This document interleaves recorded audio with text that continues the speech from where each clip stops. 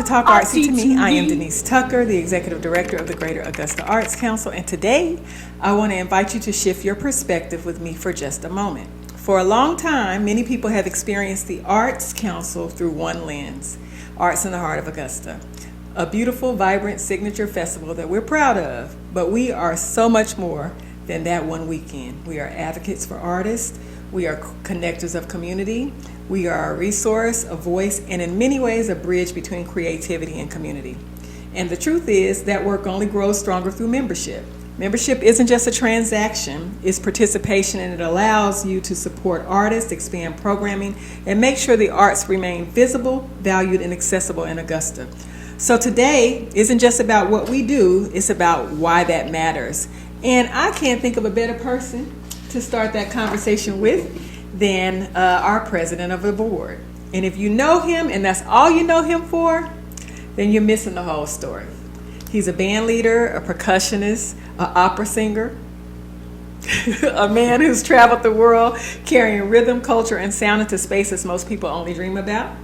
He is a husband, a father, well, a bonus dad, a leader in multiple spaces across the community, and somehow still one of the coolest and most grounded people I know. So today we're not just talking about the Arts Council, we're talking about the artist, Kigwana Cherry. Welcome to Talk Artsy to Me. Thank you for having me. I'm excited. Are you really? Yes. Y'all, we go back so far. We go back so far that all this formality is a little bit interesting for us. So, you know. Yeah, because you know me since I was what? Well, you like elementary school, like yeah, I think you're like 8 years old. and I always tell this story. It's so funny. So Kigg was like 8 or 9 years old. And what's the difference between you and Nakwanga? 4 years. Okay, yep. So his sister was probably middle school at that time. Mm-hmm. I could never say their names right. So when I started directing their choir at our church, I was like, "What's your name?" And he pronounced it like Kigwana, like to make sure that I said the name right. Mm-hmm. And I mean, we became a fast family. So his family is like family to me. So the fact that he is my board president is very, very impactful for me. He's my boss, y'all. He's my boss. So I'm really not the boss. He's my boss. So let's talk about you. So before your titles and before leadership, who were you as an artist when nobody was watching? As an artist, like you said, I started out, I was singing in the choir, church choir, like many other artists are. I was always somebody who wanted to do things differently. And of course, you know, people in the zodiacs are like, "Oh, that's your Gemini side." And I'm like, I'm a Gemini Cancer cusp. But I always wanted to do things different. So when it came to learning an instrument, my first instrument was the cello. And I chose the cello because everybody else was playing violin. And I was like, this is a different instrument. And people kept saying it was boring. And I was like, there's got to be some kind of beauty in this instrument. So I took that on, which expanded to me learning various instruments from cello to, like you said, percussion, upright bass, electric bass, going into percussion. Mm-hmm. I am not a drummer. I will never tell us what kind of percussion you play. I play hand percussion. I know it all falls in the same family. However, I will never say that I'm a drummer because when people think you're a drummer, they think you can play a drum kit. I give you a solid pocket on the drum kit. That's about it. You do a little something. You do a little something. So, do you see yourself as an artist or a leader in whichever one that is? Has that changed over time? Yeah. Definitely changed over time. So initially it was being an artist. I was able to do a lot of gigs, singing gigs. Actually, when I was in high school, that's when I really started understanding what it meant, gig life, because I was in the Richmond County All-County Orchestra. We had a few of us that started a jazz ensemble, and we also had the chamber orchestra. The chamber orchestra, we actually were hired to do events. So to actually go out and be a student outside of there and be able to actually make money and be in that professional realm. Wait, so they hired y'all and they paid y'all and not the school? Yeah, we got paid. Okay. It wasn't many things, but this was more so because it wasn't through the school system. Right. So we didn't have to follow those guidelines. This was something that, you know, of course, with our parents' permission, we chose to do outside of that, and that gave us much more exposure to, having to be on time, having to be dressed a certain way, making sure that you learn the music and whatnot. So that's where, as students, we were students, but outside of that, we were able to actually get paid. It wasn't like often or whatnot, right. But it was something that gave me an outlook to say, this is what you can do. So coming out of high school and still keeping that up, going to college, it was the same thing where I still kept in the classical realm, got to go study opera overseas. Even in college, we started the classical Crimson Orchestra because I went to Tuskegee, HBCU. We didn't have an orchestra. We had a band. I remember a group that you sang with when you were at Tuskegee. It was guys. It was all guys. And y'all came to Antioch. Tuskegee Glee Club. Yes. And listen. Like I said, I was Kigwana's choir director. And was it like 4 of y'all, 5 of y'all? I can't remember how many guys it was. But one of those guys was so heavy on me, and I was like, dude, I'm old enough to be your mama. This young man was like trying to get my number, trying to call me, trying to take me out. I can't even remember his name, but I think his picture came up. His picture came up on your Facebook page not long ago, and I was like, that's him. Yeah, that's him. And I was like, when I talk about heavy, and I was like, do these people not realize that I'm old? But you only a day over 25. Nah, man, I'm a senior citizen at this point. But he's good. I ain't gonna say his name. Don't say his name because it's okay. He's happily married. Thank you. I'm so glad because I remember that like vividly. Like whoa, I remember that. I remember that. Like, oh wow. Man, it's been a long time. That's like 15 years ago, literally. It's been way over that because I've been married to Baruti 15 years. So this was with I was married to the other person then. It was like 05. Who shall not be named. Yes. Yes. So what does rhythm teach you about life that people who don't study music may not understand? Music is a feeling. When we say that we feel the vibe, there is a vibe in the music. There's a rhythm in the music. There's a root to it. Even when you're in a jam session, you have to set that root and that tone for it, and from there you can blossom and go in many different ways. Funny with that, we just performed at Tribeca. Artist A.E. Nicole has her residency there every second Saturday. She's at Tribeca. And the band, it's a vibe. We have a set list, but it's kind of like how when you're at church and they say, let the spirit move you, mm-hmm. and the service can change. That's exactly what it turns into. Last week particularly, for some reason, we didn't have an R&B neo-soul feel. It was definitely a samba, bossa nova feel, like for over half the night, to where it transcended with people to where you had folks that if somebody walked by, they would have thought it was like a Cuban or Latin club, because of course everybody, it was a mix of people, but it's predominantly black. Mm-hmm. And with that, when you're looking at like Cuba, Dominican Republic, you have people of darker skin tone but that speak Spanish. So that way, it kind of, if you were outside looking in, that's what you would have thought was going on at the time. Because just the music just transcended to that point where it just happened to feel that way. And granted, some people in there didn't know what it was, but they just wanted to dance and they enjoyed it.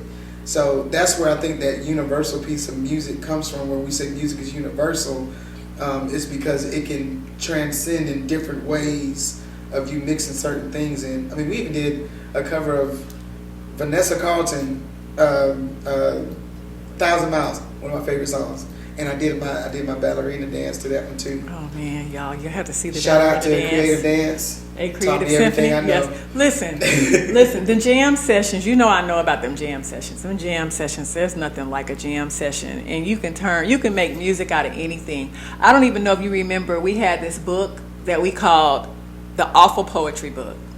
And so we was talking about doing an awful poetry night. What this book is, I can't say who wrote the book, but I will say it has some of the poetry is not good, right? So what we did was we came to my house. We had a keyboard. And we sang and performed this poetry. Oh yeah, Glenn was Which here. was here? Yes. Yeah. And when I tell you, we were rocking it out, like, and even today we still pull that book out, like at the house and stuff like that, and make everybody read from it. My mama was the only one that was like, I ain't reading this. I am not saying this. But I mean, when I tell you, we turned that thing into to the point that we were like, we could have a whole stage play, music. Mm-hmm. We were making music. My house is full of instruments too, so we were jamming. So yeah, music is definitely a universal language, and I think that people who they think, oh, music can't speak to me, but even like Alzheimer's patients and stuff like that, like people that I know that have been, like their brain health is deteriorating, singing to them or playing music to them, it's almost automatic, like you can see it shift on, and it's amazing. It's amazing. I used to work at the VA hospital, and even there with the music therapy that they have there, the science is there. When music happens, your brain, starts to light up. I don't know the exact scientific term to it, but your brain, all the synapses and whatnot are actually going off, and people can actually see it. And it does help. I love, like, just randomly, if somebody's like, hey, we need so and so to sing for Christmas for our seasoned patients and whatnot, going to the Blue Goose and sing. That's something philanthropic that you can do, and you realize, like, the smile. To me, sometimes that smile on somebody's face is just worth it. I know. It was funny. It was one time I was singing overseas in Italy when I was doing the concert tours, and I did this one song, big song known in Europe, Contemporary. Andrea Bocelli made it huge. So it's kind of like I equate it to when people listen to Juvenile, and when it first comes on and you hear the intro and everybody's like, oh, or whatever song it is, even like Journey. Any of those songs where it's iconic, that's how that song is to them. And I wanted to make sure I did it justice because I'm in Italy singing in Italian. I don't want to screw up anybody's language. So I was in this theater getting ready to perform for the first time, my first debut singing this song. And everybody did the same thing. The music started, everybody was like, oh! And there was this one old lady sitting in the front, straight face, just like this. That lady scared me out of the whole crowd. And took my breath, I sang the song, and she stood up and smiled, and everybody followed her and stood up and smiled as well. I didn't care anything about that one crowd, but what I did care about was that one lady that was sitting right there. She had me sweating until I finally finished, and actually talked to me afterwards, and she told me my diction was good. She was speaking half English, half Italian, and I said, that's great because I know half English and half Italian at the time. So, but that to me just like made the point to just be like, I know, it just makes you feel good for what you're doing. And it keeps you humble. Yes, it definitely keeps you humble. So, but opera and percussion, because we're talking about opera, they live in two very different spaces. So how do they coexist, like in your life, like that? It just seems so different, diverse. Well, you got to have rhythm regardless of any kind of music you're doing. I don't know. So, I've experienced some. Well, yeah, I'm just saying. You're supposed to have some rhythm, but to me, where they can coexist is what we have a lot that's going on now, where you have a lot of fusion of music. You now have, like, there used to be hip hop opera, which was, well, you had opera, which is your classical standard opera with an orchestra, and of course I was in orchestra as well. Still play somewhat orchestrated, but typically I'm more on the pop R&B side, playing bass or playing percussion. But being in that just trying different things to see if they work or fit. I guess I'll say it now. So I'm working on an EP album. Okay. And I call it my operatic blues because I don't see myself really as an R&B artist to just do straight R&B. I like all kinds of music. I like country. I like rap.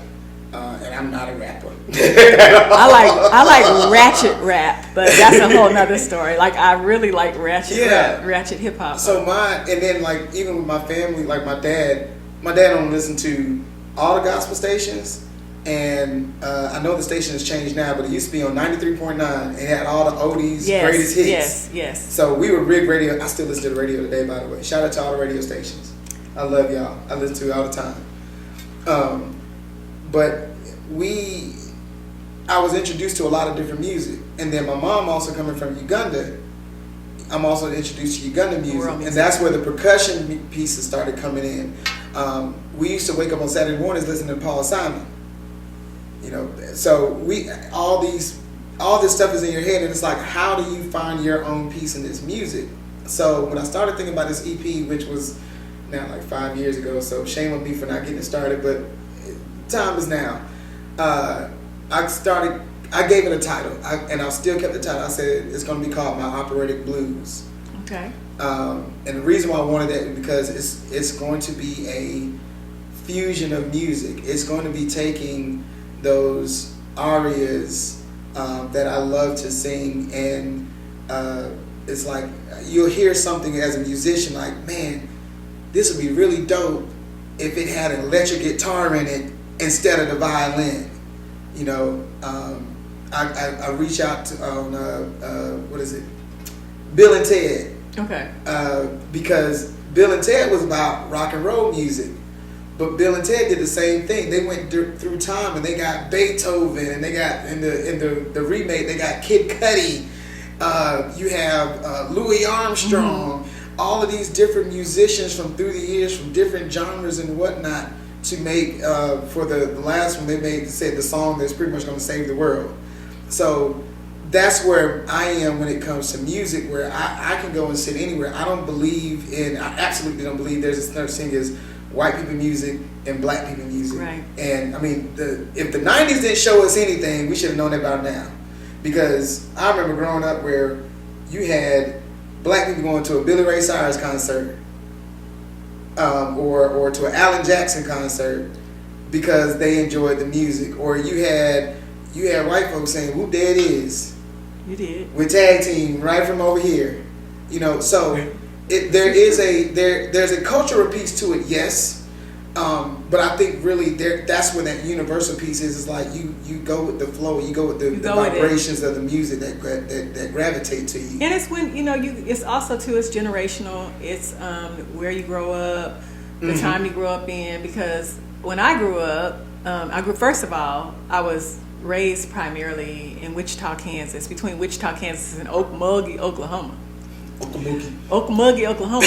And for a while I thought that I was like Cyndi Lauper and Madonna, because that's what I was listening to. The people I went to school. I mean, I was going to school with like neon gloves all up and down my arm, bangles, one color shoe on one foot, one on the other.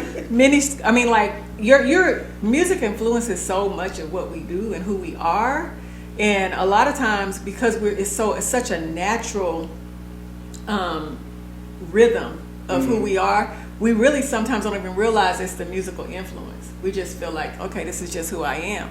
But a lot of that vibration of who we are does come from, our music. That's how we're shaped. Yeah. Like we were talking about, even though this is kind of off the subject, but it's on, talking about the black church and how if that music ain't right, that church is going to suffer because everybody, not just us, music is like the gateway, to pretty much everything we do. Everything else is going to be off if that music ain't together. So I'm always very intentional, not just at church, but just in general, even here in the office. When I get here and I turn on my Apple Music or my playlist, that's the vibe I want for the day. Now, if I'm really serious, it might just be like some little meditation music because I want to focus and do what I'm doing. But if I'm in a in a jovial mood, I'll play some upbeat music, and I do that too based on how my staff might be feeling. I use music to make sure that we're good in here. So music is definitely a gateway. Oh yeah. Yeah, I mean, it definitely is. How does being an artist shape the way you lead? Since we're talking about you being the board president of the Greater Augusta Arts Council, a lot of people don't even know what the Arts Council is. We've talked about this. When I say I'm the executive director of the Arts Council, matter of fact, when people introduce me, a lot of times what they say is, "This is the Arts and the Heart lady." They never and y'all, the way my face is set up, I'm really working on it. Like, I'm working on that piece so much about, just trying to make sure that I don't give people the crazy look when they say that. Mm-hmm. But what I found is that a lot of times people don't know what the Arts Council is. They immediately equate it to Arts in the Heart. So as the board president, like how you even arrived to this place, being the board president of the Arts Council, how does your being an artist shape the way you lead this organization? It kind of goes back to how we were talking about jam session and vibes and whatnot. Now, there is a leadership piece that on the business side of being an artist that I do use when it comes to the board. It's funny because people don't think that when people first meet me, they're saying, "Oh, Kigwana is just this fun guy, he's jovial, Kigg ain't got no job." Shout out to Karen telling everybody that for a whole year when people thought I did not have a job. Tommy ain't got no job. Mm-hmm. Yeah, I was Tommy. Well, I mean, not for real, but that's what she was telling folks. Yes. But that was because I had essentially chartered my own path to entrepreneurship and whatnot, especially walking through COVID and all those kind of things. But as far as the navigating on a leadership role is that artistry business side where we have things that we have goals. Just as an artist, you have to write, hey, these are the goals that I have. Whether it's like me now working on an EP, I have to have a schedule. I have to have conversations with certain people to make sure things get done. If they don't get done, I need to have that conversation too. And those are sometimes tough conversations. You can look at it as if you're in a band or if you're in an orchestra, you're the director. You have sheet music that's in front of you, and everybody has to follow you with that sheet music. You're all on the same page, but now we have to get deeper into that page and what that page means. So, from pianissimo to going to forte, you have to follow me and guide me. That way we can push forward with as far as that leadership piece is concerned. But on the jam session side, is getting that feel. It's like even auditions. When you want to audition somebody for your band or whatnot, it's seeing if there's a fit that goes there. And yeah, I mean, that's what it is. With the Arts Council, I do the same thing with our board. It's just like you and I have conversations, and you knocked this out the park in your first year and a half now, by the way. But man, with that is having those conversations. If you all only knew what I had to navigate. That's a different story for a different day, but let me tell you something. This has not been easy. Everything that could have happened in my first year of leadership has happened. Hurricane, that was the first thing. New footprint for Arts in the Heart. But before the new footprint, right after that, lost city funding. Because people think, Arts in the Heart, big money machine. No, everything we make for Arts in the Heart goes back into making Arts in the Heart happen. We're not a city organization. So when the city cut that funding, I was like, okay, what I got to do now? Like, do I need to wave a magic wand? So I've been really intentional about membership and trying to grow the organization. So I won't say it's been easy, but the fact that I am a creative myself and I have a love for creatives in the community, and really everywhere, because I've been all over just studying other organizations and talking to people and finding out what do we need to do in Augusta, what are we not doing. So has it been easy? No. Has it been rewarding? Absolutely. And I have the absolute best group of people to work for. I have to say that so y'all know that I do have a boss. So when y'all calling me and asking me for stuff and I'm saying, Actually, I have to run that by my board. I really do have to run that by my board. Don't mind me asking the same question. Yeah. So, but I do want to know though, like, what do you think? And this might be for me to, it may be something I need to hear. Mm-hmm. As a creative, what do you think that our creatives and our artists in this community need that they need from leadership that they're not getting?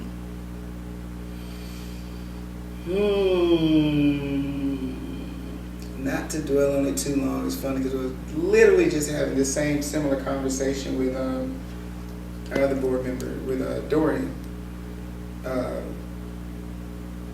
Business acumen.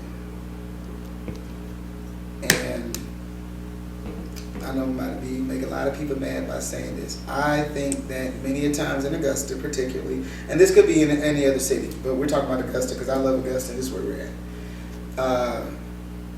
We have artists that are very entitled because they're in Augusta and they might be the one trick pony in Augusta or part of the few trick ponies in Augusta that feel that they're entitled to a certain worth or pay or whatnot. But it's always getting it from somebody else versus actually doing your thing. One thing that we did last year as the Arts Council that I think was great was when we did, and actually years before that, when we did like the 6x6 in a mix, when we did the creative conversations where we were here and we were giving people information that they could turn into knowledge to actually grow their business or their artistry acumen. They had to come get the knowledge stuff. Exactly.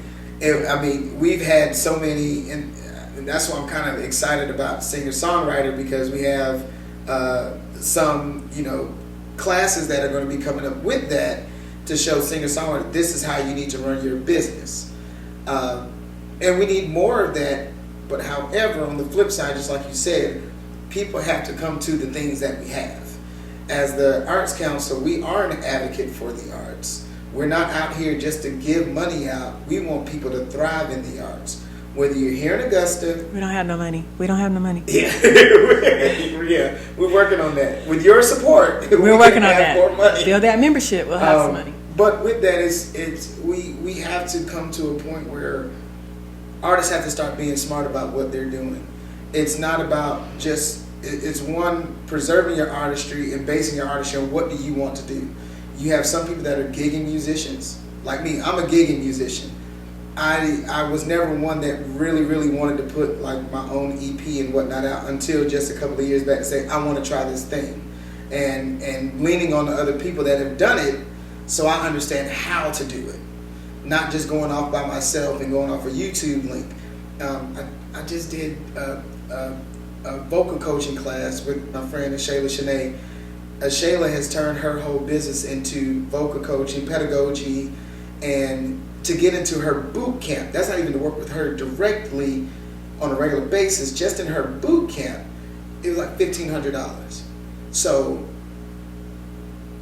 you have to learn how to invest in yourself in order to get those things that you want to get out of yourself. You have to learn how to understand your city. I always tell people my analogy with bands here, particularly, even with artists. People used to get mad because they were like, oh, this artist gets preferential treatment, or this person gets all the bids and whatnot. Matter of fact, because he's a good friend of mine, I'll use his name.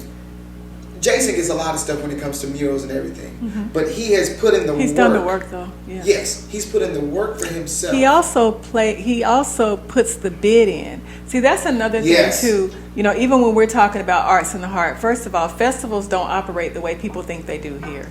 No. I remember when Jordan went to South by Southwest, just to get on the stage to play, he had to pay like $800. He paid to get on the stage.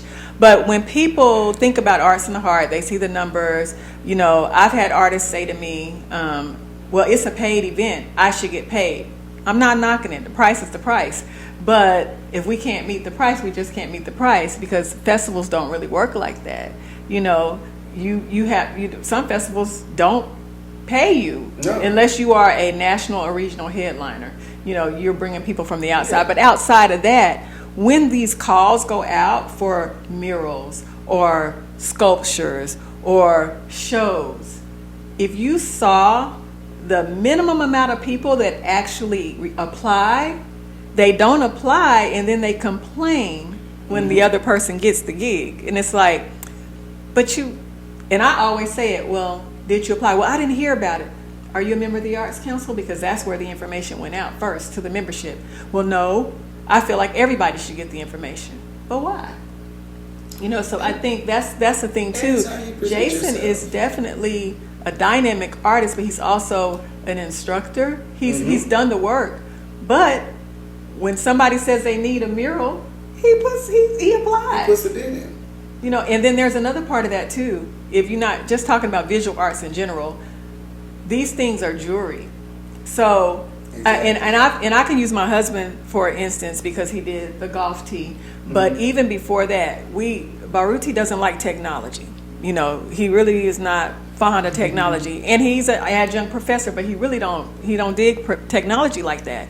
But now the way technology has advanced, when you apply to do a mural, they want to see a fully laid out in color that you didn't went into your computer and rendering. They want to see exactly what's going to be on that wall. And for a minute, he was like, okay, I'm just going to sketch this out and this is going to be it. And so it's like sketched out and color pencil or whatever. And I'm like, yo, that's not, they're not looking for that. So now artists also have to understand that things have shifted and you have to learn the tools that you need to advance your art.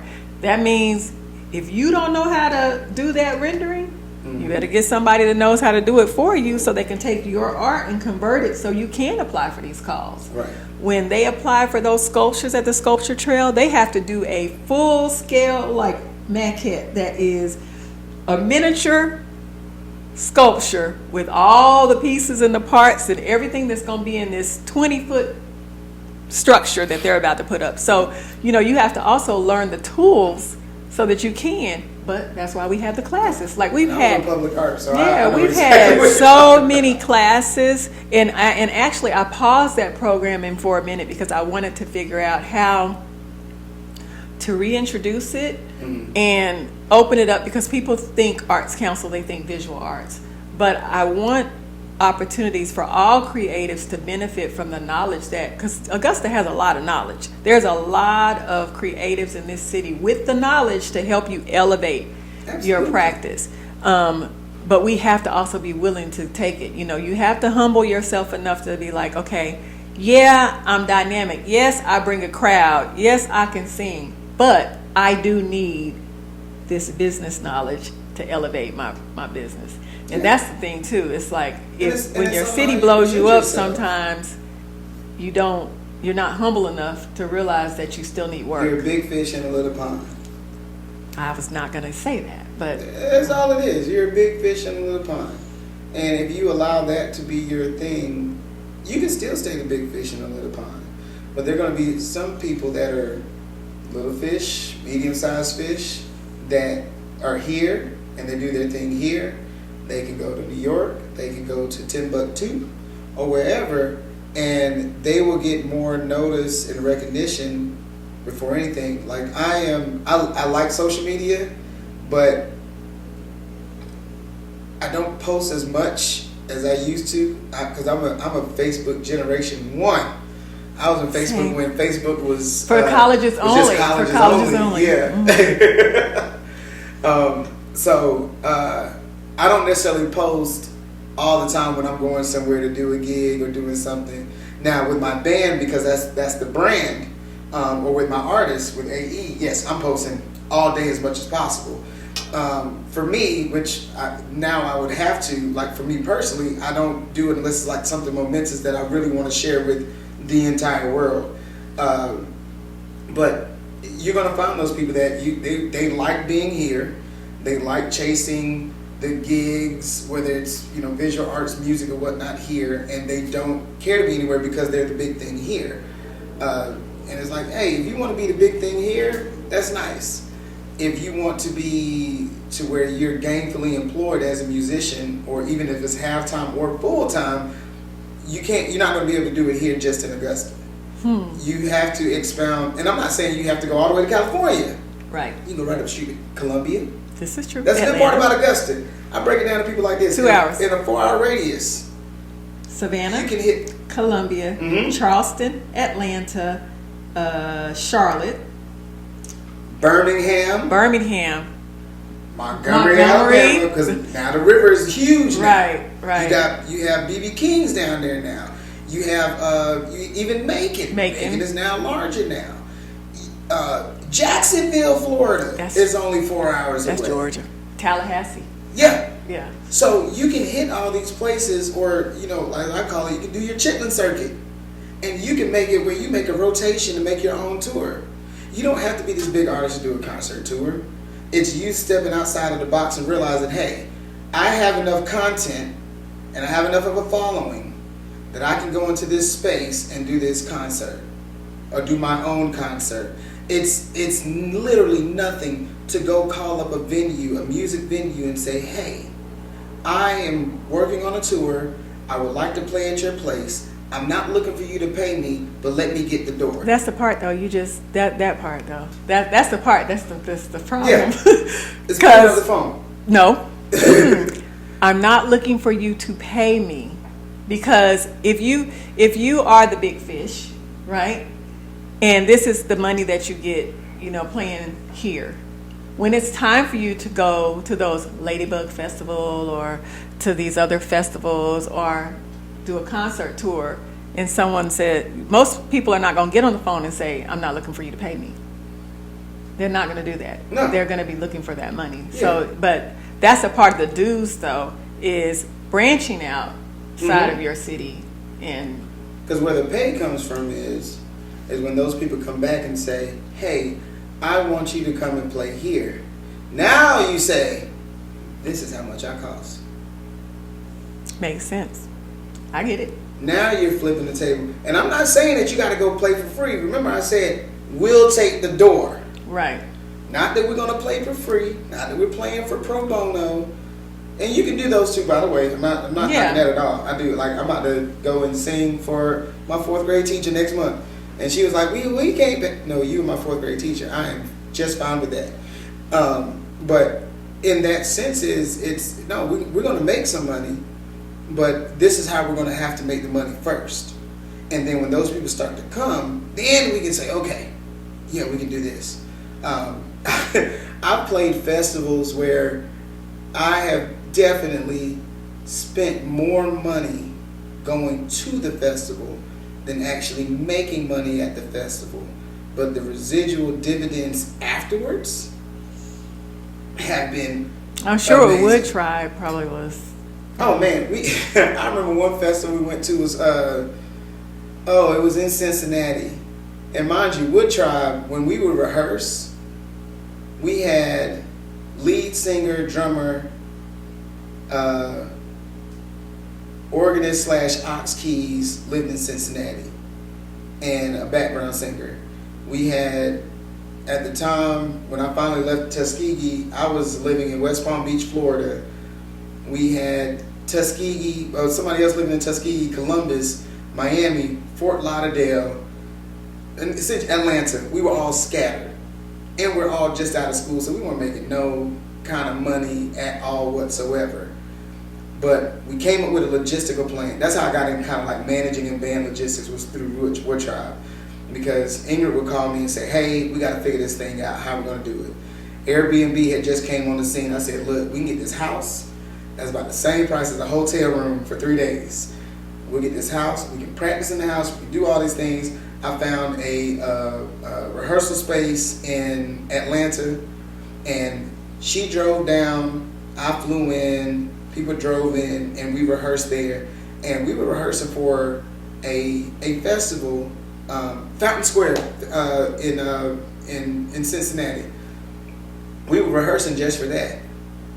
The amount of money that we put in from practicing to actually driving and traveling up to the actual show itself did compare to what we got paid.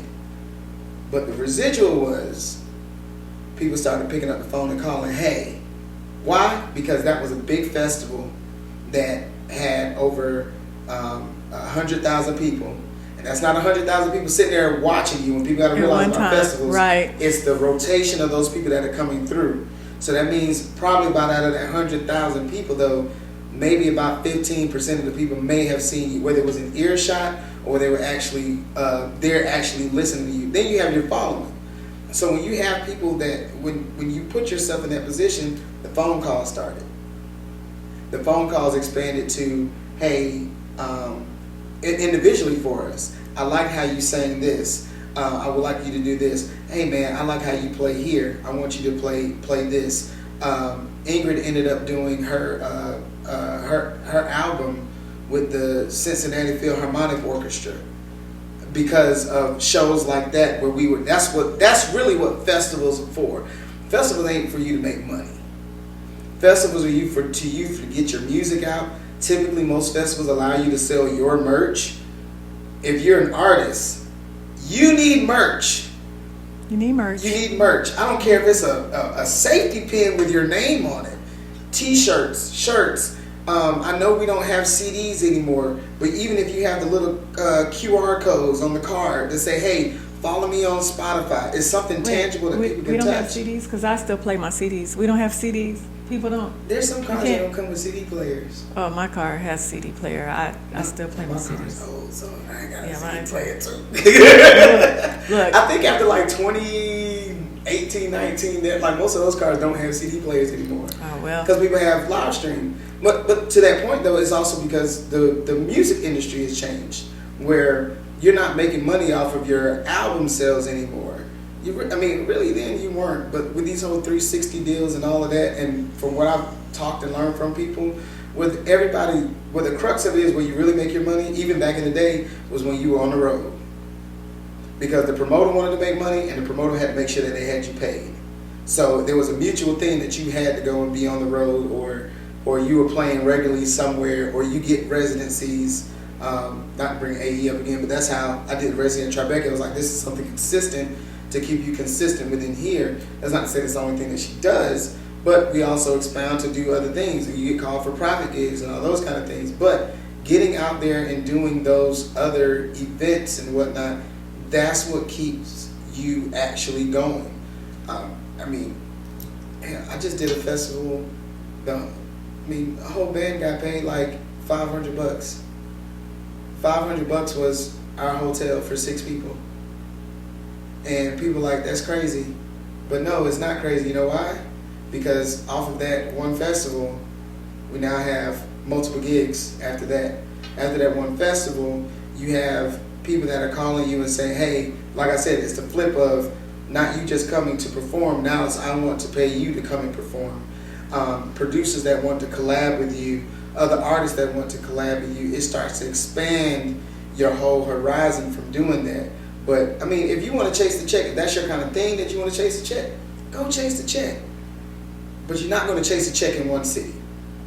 Even if you're in Atlanta. Because everybody's like, I got to go to Atlanta to do something. Nope. I played Apache Cafe multiple times. It's still people still trying to get in there. Okay. It's fun, it's iconic, but at the end of the day, Apache Cafe is not going to make me as far as monetarily, is not going to make me what I want by itself, no. But what it's going to do is, because it is a hot spot, it's going to give me the people that are going to actually listen to my music. I can have my merch and sell it there. I can have my little cards for if I got anything on Spotify, iTunes, Amazon, all streaming platforms and whatnot. My IG, all of those kind of things, people start following you. They still following the farmer musician? Oh yeah, because they like my calendar. We can't talk about the calendar on here, and we could talk all night. Yes, so it was this is an interesting conversation coming from you, because you do, you carry the responsibility of leadership, but the soul of an artist. So to hear you talk about, the flip side of the artistry, and you're not just sitting here saying, no, get your money. You're saying, get your education, get your skill up, travel the world, and get your money. It's interesting. coming from somebody that is a creative. And this is, I think one of the things that people forget is that even here, like everybody that works in this office at the Arts Council, every single one of us is a creative ourselves. Yep. And I don't know that it's been like that historically. I'm not really sure because I never really dug to see, what everybody did. But everybody's a creative. I play instruments, I sing, I can't draw. I can't draw nothing. I can write. I've published books. We have a dancer in here. We have a visual artists. We have the other two employees. All three actually have art degrees. Like everybody is a creative. So we also carry, the responsibility of leadership in the organization, but the soul of a creative. Mm-hmm. So we can hear and we can empathize and we can, and so sometimes that comes with the struggle too, because when people are in your ear saying, well, isn't this an event that's ticketed? Shouldn't we get paid? And we're looking at the budget going, I understand because I want my money too. However, if you want there to be a festival next year, we're not going to be able to, I think people just don't get it because we have, it's a dual responsibility. It's like you have a responsibility to honor those creatives that are doing the work. And we do provide a lot of opportunity for creatives to get paid. Let me just say that. Like, in so many different avenues. And even when we have our events, I try to hire local creatives, whether it's to sing, whether it's to cook, whether it's to whatever. I try to start here first. But even with our artist calls, so with I'm about to say the chamber, with the Arts Council. See, that's how you know. That's how you know that Kigwana is a person that is wearing a million hats. I'm trying to offload some of these hats. He sits on many boards, but it's okay. I'm not hating. I'm just saying that sometimes. But with the Arts Council, that's why we have artist calls, and that's why I encourage people to be members, because even though we do put it online, we do put it out on social media. But also, as a member of the Arts Council, you're getting emails, get it first. You're getting newsletters. You're getting all of that firsthand, to where you too, whether it's for visual, dance, people are always giving us artist calls. Even when some folks are like, I'm looking for a visual artist to do this, or I'm looking for a singer to do this. Art directory. We have a whole directory that you are now a part of, where people can click and look and see, like, okay, this is what you do. Great. It kind of equates to how some folks in the city were like, we need a union here. It's like, you have an arts advocacy agency that some cities don't have at all. No, some large cities don't have. You're right. Smaller cities have arts councils. But come to find out, there are other cities that they don't have an arts council. They have art organizations. Or they have, so a lot of what I found in my travels is a lot of the arts organizations are a part of their municipality. So they're a part of the city. Yeah. So they are actually government entities, and they don't have the freedom to do what we have the freedom to do. Absolutely. So we actually have, we can leverage a little bit differently. We have more freedom to create programming and to do things that if we were tied to the government, like a government agency, we would not be able to do. So we do have flexibility. So we can pull this in. If you had one message to artists in Augusta right now, especially those trying to find their voice, what would you say to them?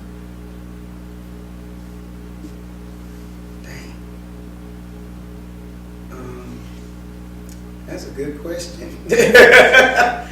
To pull it in, and I don't want to be cliche like saying follow your dreams and all that kind of stuff. I definitely do believe that. Because I am also a man of faith, so I do believe that I can do all things through Christ who strengthens me, and by that I have lived multiple lives where I have had to redo my bucket list. Now this will be the third time that I'm trying to add stuff, because I feel like if I don't have anything, I'm just going to expire, because I don't have anything else left to do. You're a whole husband right now and a whole bonus dad. I think that's another. It is. And it's going to keep me for many years. I would say his wife is a brick house, y'all. She a brick house. She fine. I was about to use some words I can't. Don't do it. Don't do it. But goodness, she's fine. Oh, and she was she's a violinist. Yes. And she used to be in the South Carolina Philharmonic Orchestra. Oh, we can have a conversation. Okay. Yes. So your message is to do. My message to everyone is seek the information and make it knowledge. Seek the information and make it knowledge. Because I was one that sought the information. Being around other artists who have much more experience than I have. And it doesn't have to come from a musician. Right. I've gotten it from visual artists, from dance artists, artists in every realm. I've actually learned more about the business of music from rappers, and I ain't even a rapper. I got bars, but we not gonna share them. But I got bars, so. But I think it's seek the information and turn it into knowledge. And what I mean by that is everything that you fed is information. It's what you retain that becomes that knowledge. And I really do think for artists, particularly here in Augusta, and particularly in the music realm, in the band realm, and there are many artists that get that, and there are some that don't, is once you have that knowledge, you'll start to realize, like, if somebody came to you and said, hey, I want you to do this gig for $500, and you might say no, and it's okay to say no, but it's okay to leave that no right there versus, man, I don't know if I can do it because we got to do this and this. No, it's just fine, just right there, because you have your price and whatnot. Now, with that, again, with that information becoming knowledge, you have to be knowledgeable and be honest with yourself of where you actually are in your artistry. Just because you see somebody going big on TikTok, and I get it, there's sometimes some people, even now, there's some people that are huge artists, and I'm like, how? And they're making millions. Same. And I stopped one, who was it that said it? Trey Beasy. Shout out to Trey Beasy. Somebody asked him one day, and we were having this conversation, and they were like, man, you're a great drummer. And they're like, why are you not out here playing with these people? Why aren't you doing this and why aren't you doing that? He said, really the only difference between me and that person is opportunity. They were in the right place at the right time to where they got that gig, and that gig took them off. And for him, he's like, when I'm at the right place at the right time, the right gig, that gig is going to take me and I can take off. In the meantime, I'm good where I'm at right now. I'm happy where I'm at right now. If I want more than that right now, that means I'm going to have to take that information, make it knowledge, and put in that work. I heard it. You heard it here on Talk Artsy to me. And if you are listening closely, you already know the arts in Augusta are not slowing down. We've got some beautiful things on the horizon for you that might just be for you. So first up, the Augusta Music and Songwriter Festival, May 15th and 16th at the Augusta Common, featuring Big Crit, Sean Mullins, Trap Jazz, Felly the Voice, Anthony David, Angie Aparo, AE, so many artists.